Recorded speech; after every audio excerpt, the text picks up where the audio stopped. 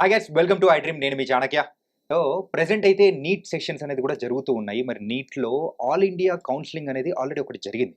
కాకపోతే మిగతా కోటా అనేది కూడా ఎలా జరుగుతాయి అండ్ వాటి మీద అప్డేట్స్ ఏంటి అనే దాని గురించి ఈరోజు మనతో పాటు డిస్కస్ చేయడానికి సంజీవిని అకాడమీ డైరెక్టర్ పవన్ గారు ఇప్పుడు మనతో పాటు ఉన్నారు. మరి నీట్ అప్డేట్స్ ఏంటో ఆయన అడిగి తెలుసుకుందాం. Hi sir. Hello, welcome to I dream sir. Thank you.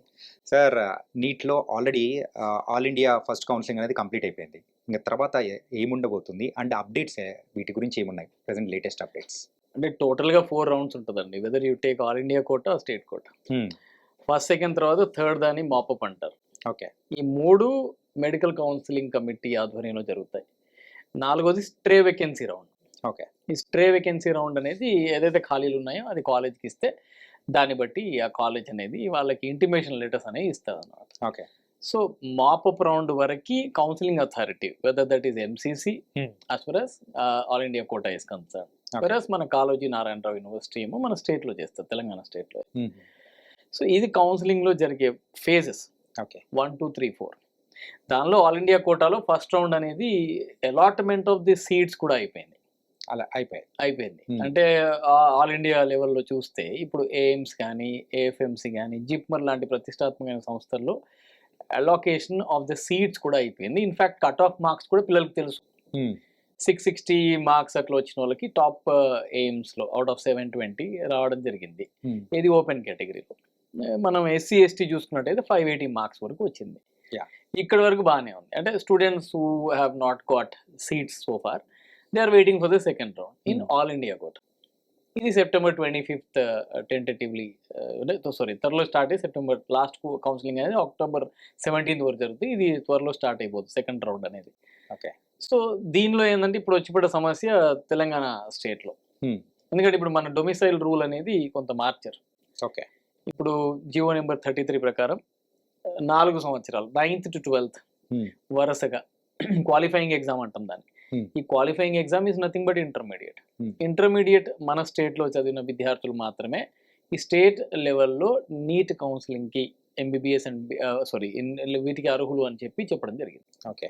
So దీని మీద కొంతమంది విద్యార్థులు ఎవరైతే గత 2 సంవత్సరాలు మన దగ్గర చదవలేకపోయారో వీళ్ళు హైకోర్టుని అప్రోచ్ అవ్వడం జరిగింది. ఓకే.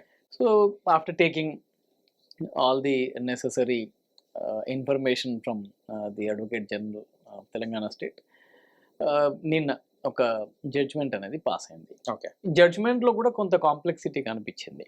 అంటే కాంప్లెక్సిటీస్ అంటే ఎవరికి ఫేవర్గా ఉందని, ఎవరికి అంటే ఈ 4 సంవత్సరాలు ఇంతకుముందు ఏంటంటే 6th to 12th మధ్య వరుసగా 4 సంవత్సరాలు చదవాల్సిన అవసరం లేదు. 4 సంవత్సరాలు చదివితే లోకల్ కింద పరిగణించేవాళ్ళు. ఇప్పుడు 9th to 12th కంపల్సరీ చదవాలన్నప్పుడు కొంతమంది విద్యార్థులు కొన్ని కారణాల దృష్ట్యా ట్రాన్స్ఫరబుల్ పోస్టులు ఉన్న పేరెంట్స్కి అయితే లాస్ట్ 2 years ఇక్కడ చదవకపోవచ్చు, వేరే రాష్ట్రంలో చదవవచ్చు, especially after the bifurcation of the states.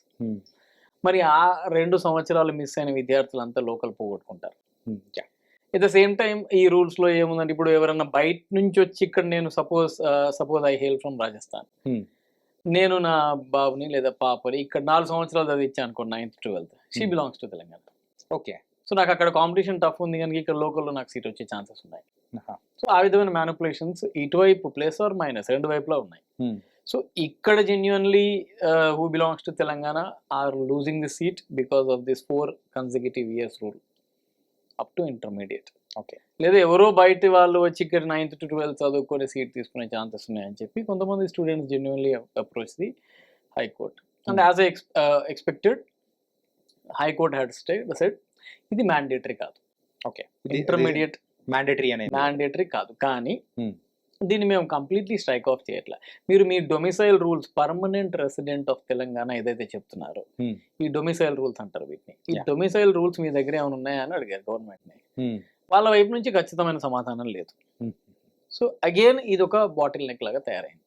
అంటే ఇక్కడ ఖచ్చితంగా ఒక డొమిసైల్ రూల్ లేదా పర్మనెంట్ రెసిడెంట్ రూల్ అనేది తీసుకొచ్చి అది డిఫైన్ చేసిన తర్వాతనే పిల్లలకి సీట్ అలొకేషన్ చేయాలనేది ఇక్కడ ఆగింది. ఓకే. సో ఖచ్చితంగా ప్రాసెస్ అనేది ఇంకా డిలే అయ్యే అవకాశాలే కనబడుతుంది. The rule is not declared yet, though the decision is in the favour of those students. అంటే మీరు చెప్పిన దాని ప్రకారం అయితే అక్టోబర్ 17th వరకు టోటల్ ఆ రౌండ్స్ అనేది కూడా కంప్లీట్ అయిపోయి సీట్ అలొకేషన్స్ అనేది అయిపోతాయి అంటారు all India level. All India లెవెల్లో మొత్తం. కాకపోతే ఇలాంటి సిచ్యువేషన్స్లో ఇంకా 1 month ఎక్స్టెండ్ అయ్యే అవకాశాలు కూడా ఉంటాయి కదా. అంతే అండి, ఇప్పుడు మూలిగే నక్క మీద తాటికాయ పడ్డట్టుంది నీట్ విద్యార్థుల పరిస్థితి. మొన్నటి వరకేమో ఈ NEET exam paper marks leak complexity ఉండే, ఇప్పుడు అది అయిపోయింది. ఇంకా మంచి ఊపిరి తీసుకొని కౌన్సిలింగ్కి కూర్చుందాం, మంచి మార్క్స్ వచ్చాయి అనుకున్న టైంలో ఈ లోకల్ నాన్ లోకల్ ఇష్యూ వచ్చింది. యాక్చువల్లీ దీన్ని ఇంతకుముందు ఉన్న ప్రివేలింగ్ ఆర్డర్ ప్రకారం ఉంచుంటే బాగుండేది. 6వ తరగతి నుంచి 12వ తరగతి వరకు వరుసగా 4 సంవత్సరాలు, అంటే ఇంత ముందు కంపేర్ చేసుకుంటే 6 సంవత్సరాలు, అంటే అట్లా వరుసగా 4 లేదా 6 అని పెట్టకుండా ఎనీ 4 years అని పెట్టుంటే that would have been more justified. Okay, ఇప్పుడు ఏదైతే మార్చారో క్వాలిఫైయింగ్ ఎగ్జామ్కి ఇక్కడ చదవడం మ్యాండేటరీ అనేది, అది ఒక్కటే కొంత బాటిల్ నెక్ అయిపోయింది. Okay, on top of it ఇప్పుడు ఇది జేడబ్ల్యూ ఎగ్జామ్ త్రూ ఎన్ఐటీస్ అనుకోండి. ఎన్ఐటీ డొమిసైల్ ఇప్పుడు ఎన్ఐటీ వరంగల్లో మన స్టేట్ విద్యార్థులకు 50% ఎట్లా డిసైడ్ చేస్తారంటే క్వాలిఫైయింగ్ ఎగ్జామ్ బేసిస్ మేనేజ్ చేస్తారు. అంటే జేఈ ఎగ్జామ్, ఐఐటి జేఈ ఎగ్జామ్లో అదే ఇక్కడ ఇంప్లిమెంట్ చేయాలనుకున్నారు. కానీ ఇది 85:15 అనే రూల్ బేసిస్ మీదనే మొత్తం సీట్స్ అన్ని నీట్ యూజీలో ఫిల్అప్ అవుతాయి through out the country. Okay, అంటే 85% సీట్స్ మనకుంటే 15% సీట్స్ అని బయట వాళ్ళకు ఉంటాయి. ఈ 85% స్టూడెంట్స్కి న్యాయం జరిగినప్పుడు ఆ 85:15 అనే డెఫినేషన్కి అర్థం లేదు. ఓకే, అక్కడేమో 50-50 కదా, హ్యూజ్ డిఫరెన్స్. ఇక్కడ 85% సీట్స్ మాకు ఉన్నప్పుడు మళ్ళీ మాకు 2 సంవత్సరాలు అని చెప్పి ఒక రూల్ పెడితే మేము ఇబ్బందికి గురవుతాం కదా అని విద్యార్థులు సరిగానే వాళ్ళ పాయింట్ని పిచ్అప్ చేశారు. హైకోర్టు కూడా వాళ్ళ ఫేవర్లోనే ఉంది. కాకపోతే డొమిసైల్ రూల్స్ ఇప్పుడు గవర్నమెంట్ దగ్గర క్లియర్గా లేవు కదా. Mechanism has to be framed out, ఆ machinery has to be set up. దానికి ఒక కమిషన్ పెట్టాలి, దానిలో 2-3 ఐఏఎస్ ఆఫీసర్లు ఉండాలి, లేదా ఎడ్యుకేషనలిస్టులు ఉండాలి. వాళ్ళందరూ కలిసి దీన్ని ఒక రిఫార్మ్స్ తీసుకొచ్చి దీన్ని ఎగ్జిక్యూషన్ అనేది చేయాలి. ఇది చిత్తశుద్ధి ఉన్నట్టయితే యాజ్ సూన్ యాజ్ పాసిబుల్ అయిపోవాలి. అంటే మ్యాక్సిమం ఒక 10 daysలోనే ఈ రూల్స్ ఒక వార్ ఫుటేజ్ కింద తీసుకొని చెయ్యాలి. అంతేగాని ఇది మళ్ళీ టైం పాస్ చేసుకుంటూ కూర్చుంటే students academic year, valuable academic year అనేది పోతుంది. ఇప్పుడు at least they must start their studies in their related courses from October. So previous మోడల్తో కంపేర్ చేసుకుంటే ఇప్పటికల్లా ఏంటంటే క్లాసెస్ అనేది కూడా స్టార్ట్ అయిపోయే సిచ్యువేషన్స్ అనేవి ఉండేవి. ఇంజనీరింగ్ కి ప్యారలల్ గానే ఉంటాయి. ఇంజనీరింగ్ 1 month అటు ఇటు కొంచెం ఉండేవి, అంత ఉండదు. ఇంజనీరింగ్ కి ప్యారలల్ గానే ఉంటాయి almost. Unless you start in the month of September, ఒక అకాడమిక్ ఇయర్ ని వీళ్ళు జూన్ లో ఎట్లా కంప్లీట్ చేస్తారు? You see, actually the purpose of all this is to set up a coherence between the universities or the institution with the industry or industrial requirements. ఇప్పుడు industrial requirements అనేవి వాళ్ళ financial year ప్రకారం పోతారు. అంటే April నుంచి వాళ్ళు వాళ్ళ దానిలో కొత్త ఎంప్లాయ్మెంట్ని లేదా ట్రైనింగ్ అండ్ ప్లేస్మెంట్ ప్రోగ్రామ్ని ఇండక్ట్ చేస్తారు. ఆల్రెడీ మనం మే జూన్లో అట్లా పిల్లల్ని రిలీజ్ చేస్తున్నాం. They are in a waiting or లూప్లోనే ఉంటున్నారు ఆల్రెడీ వాళ్ళు. అందుకే చూడండి, మీరు ఇంజనీరింగ్లో ఎస్పెషల్లీ 4th yearలో ఉన్న విద్యార్థులకి వాళ్ళు సెకండ్ సెమిస్టర్కి రాకముందే వాళ్ళకి వీళ్ళు ప్లేస్మెంట్ ఆర్డర్స్ ఇచ్చేస్తారు. అవును, రీజన్ ఏంటంటే వీళ్ళు మళ్ళీ జంప్ అవ్వకుండా, లేకపోతే మేము మీకు అష్యూరెన్స్ ఇస్తున్నాం అనే దాని మీద. ఇప్పటికే మనం జూన్లో కంప్లీట్ చేయడం లేదా మేలో కంప్లీట్ చేయడం అనేది ఒక రకమైన సెట్ బ్యాక్ ఇది. దీనివల్ల ఏమైపోద్ది, పిల్లలకు సరైన ట్రైనింగ్ లేకుండా వాళ్ళు ప్లేస్మెంట్లోకి పోతారు. పోయినప్పుడు ఎక్స్పర్టీస్ అనేది రాదు కదా. పోగానే ఇప్పుడు suppose I'm hiring someone, immediately వాళ్ళ నుంచి నేను అవుట్పుట్ ఎక్స్పెక్ట్ చేయొచ్చు కదా. ఖచ్చితంగా ఎక్స్పెక్ట్ చేస్తాం, ఎవరంటే హైర్ చేస్తున్నప్పుడు ఖచ్చితంగా ఉంటుందన్నమాట ఎక్స్పెక్ట్. అట కాకుండా ఒకవేళ అకాడమిక్ ఇయర్ అనేది ప్రాపర్గా, ఇన్ఫ్యాక్ట్ మార్చ్-ఏప్రిల్లోనే మిగతా గ్రాడ్యుయేషన్ స్ట్రీమ్ లాగా ఇప్పుడు యూనివర్సిటీలో జరిగే మామూలు బీఎస్సీ బీకామ్ ఎగ్జామ్స్కి ఏప్రిల్లో మా అంటే అయిపోతాయి అంతే. వాళ్ళు ఏమైనా ఫెయిల్ అయితే మళ్ళీ అడ్వాన్స్ సప్లిమెంటరీ ఎగ్జామ్స్ లాంటివి గ్యాప్ తీసుకొని అడ్వాన్స్. కానీ ఇప్పుడు ఈ విధంగా ఈ జూలై ఆగస్ట్ వరకు పోతే the whole ecosystem will fail. So ఇది అంత మంచి పరిణామం కాదు. దీన్ని సాధ్యమైనంత తొందరగా ఈ పేరెంట్స్ వాళ్ళ రిక్వెస్ట్ని బేస్ చేసుకుని గవర్నమెంట్ అడ్మినిస్ట్రేషన్ అని దీని మీద యాక్షన్ తీసుకోవాలి. కొంచెం స్పీడప్ చేసేసారంటే సో ఒక మంచి అకాడమిక్ ఇయర్ అనేది కూడా కోల్పోకుండా మనం ముందుకు వెళ్ళిపోవచ్చు. చేయాల్సింది. దీనికి ఒక చిన్న ఇష్యూ ఉందండి, add to it. You see, especially marks గందరగోళం మీరు ఒకసారి అబ్జర్వ్ చేయండి. There are so many students who have cross 600 marks this time out of 720. అవును, దానివల్లే కదా ప్రెసెంట్ ఇప్పుడు ఇష్యూ అనేది కూడా రైజ్ అయింది. కరెక్ట్. ఇప్పుడు లాస్ట్ ఇయర్ 450 మార్క్స్ వస్తే గ్యారంటీగా అబ్బాయి లేదా అమ్మాయికి మెడికల్ కాలేజ్లో సీట్ వచ్చే పరిస్థితి. 452 ఇండీడ్ వాజ్ లాస్ట్ ఇయర్ కదా. ఈ సంవత్సరం 500 వచ్చినా వాళ్ళకి గ్యారంటీ లేదు. Because there are good number of students in the good marks range. Yeah. So ఈ పరిస్థితుల్లో ఆన్ టాప్ ఆఫ్ ఇట్ ఇప్పుడు 400 మార్కులు వచ్చిన వాళ్ళు, 350 వచ్చిన వాళ్ళు, మాకు ఇంకేమైనా సీట్ వస్తుందేమో, మొత్తం 4 రౌండ్లు కదా. 4 రౌండ్లు కదా, ఎక్కడ ఒక ఆశ. ఎగ్జాక్ట్లీ. సో ఈ ఆశలో ఇప్పుడు సరే 500 మార్క్స్కి దగ్గరలో వచ్చిన వాళ్ళు అయితే ఇప్పుడు కట్ ఆఫ్ మనం లాస్ట్ వీడియోస్లో డిస్కస్ చేసాం already. Yeah. We been doing the NEET based discussion for the last 4-5 months. Just imagine how prolonged it is.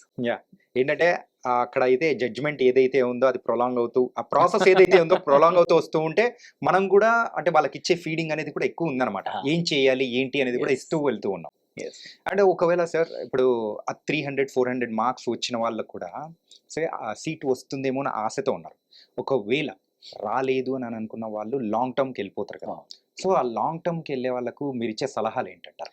ఇక్కడ ఒకటండి, first of all they should stop waiting. Okay, it is utterly senseless to wait this longer. దీనివల్ల 2 నష్టాలు. First thing, వాళ్ళకి చివరిలో October వరకు నేను wait చేశాక I will roll back అనేది కరెక్ట్ కాదు. ఓకే, ఎందుకంటే వాళ్ళకి అక్కడ ముందుకు పోలేరు. వెనక్కి వద్దామంటే కూడా వీళ్ళు ఇప్పుడు నెక్స్ట్ ఇయర్ మేలో మళ్ళీ నీట్ ఎగ్జామ్ రాయాలి. ఎవరైతే లాంగ్ టర్మ్ మీరు అన్నారు కదా, లాంగ్ టర్మ్ వెళ్ళే పిల్లలు, వీళ్ళకి ఆల్రెడీ సగం సంవత్సరం అయిపోయినట్టే కదండి అంతేగా ప్రిపరేషన్లో. ఇంకా మిగిలేదే 6-7 నెలలు. 6-7 నెలల్లో వీళ్ళు ఇంటర్మీడియట్ 2 సంవత్సరాల సిలబస్ని కోపప్ చేయాలి. It be very tedious task. And those who have secured, for example, 450 above with reservation, or 420 with reservation, okay, they can wait. Makes sense. వాళ్ళకి సరే కొంత ఎఫర్డబిలిటీ ఉంటే బి కేటగిరీలోనో కొనుక్కోవచ్చు. కానీ ఆఫ్ కోర్స్ బికాస్ మన దగ్గర మీకు తెలిసిందే కదా, 520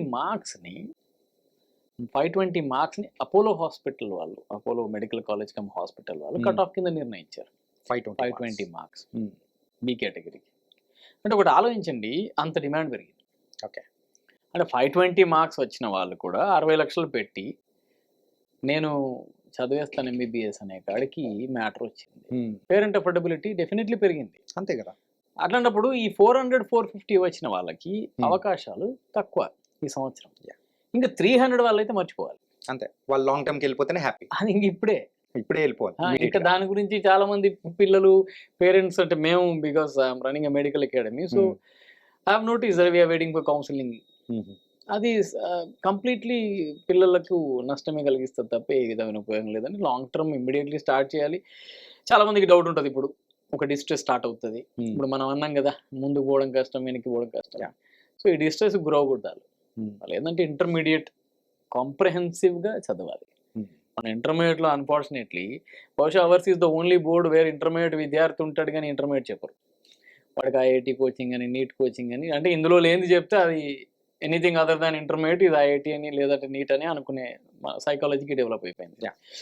ఇంటర్మీడియట్ని టెక్స్ట్ బుక్స్ని కాంప్రహెన్సివ్గా చదివి దాని అప్లికేషన్ పార్ట్ ఒక ప్రాక్టీస్ బుక్ పెట్టుకోవాలి. ఓకే, దాని అసెస్మెంట్ అనేది ఒక ప్రీవియస్ ఇయర్ క్వశ్చన్ బ్యాంక్ మన దగ్గర పెట్టుకొని చదివితే ఒక 12 గంటలు నిష్టగా, ఇంక్లూడింగ్ దేర్ ట్రైనింగ్ పీరియడ్, 12 గంటలు ఆఫ్టర్ దేర్ ట్రైనింగ్ పీరియడ్ కాదు.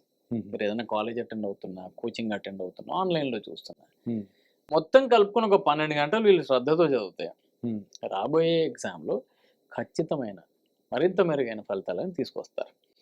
ఇప్పుడు చాలా మంది విద్యార్థులు ఎక్స్పెక్ట్ చేస్తున్నారు, ప్యాటర్న్లో చేంజెస్ అవుతాయా, ఆన్లైన్ ఉంటుందా, ఆఫ్లైన్ ఉంటుందా.